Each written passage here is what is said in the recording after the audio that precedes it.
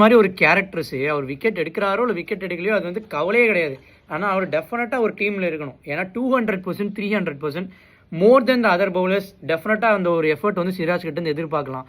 ஏங்க 5 test series இருக்குது, 5 test series 1000+ deliveries Pavul பண்ணியிருக்காரு.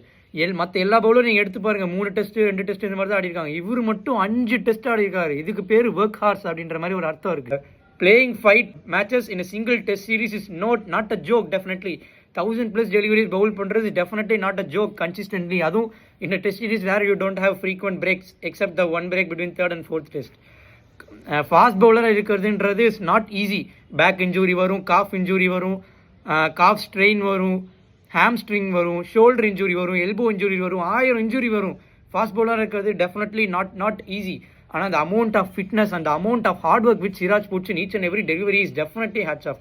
First spell, second spell, third spell, fourth spell, டீமுக்கு எப்போலாம் தேவையோ 140, 150 கன்சிஸ்டண்ட்டாக கிளாக் பண்ணுறாரு. 138 கீழே ஒரு பேஸ் நீங்கள் குறைஞ்சி நீங்கள் பார்த்துருக்கீங்களா? கண்டிப்பாக பார்த்துருக்க மாட்டீங்க.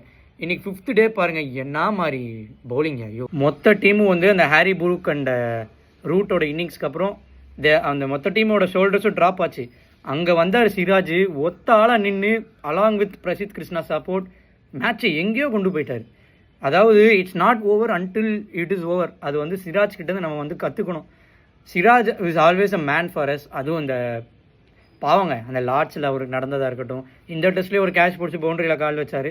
ஸோ இந்த மாதிரின ஒரு சேட் மூமெண்ட்ஸ் வந்து சிராஜுக்கு மட்டும்தான் நடக்கும். ஆனால் அங்குலேருந்து எப்படி நீங்கள் மீண்டு வரணுன்றது சிராஜ்கிட்ட மட்டும்தான் நீங்கள் வந்து கற்றுக்கணும். எனக்கு வந்து சிராஜ் மாதிரி ஒரு கேரக்டர்ஸு, அவர் பெர்ஃபார்ம் பண்ணுறாரு பெர்ஃபார்ம் பண்ணலையோ அது வேறு விஷயம். அவர் வந்து எஃபோர்ட்ஸ் போடுறாரு அப்படிங்கிறக்காகவே he will definitely be in my team. And Siraj is someone which every captains want. அந்த லாஸ்ட் மூச்சு வரைக்கும் போராடுறது, அந்த கேப்டனோட ட்ரஸ்ட்டை ஃபுல்லாக ரீபே பண்ணுறது சிராஜ் மட்டும்தான். Hats of.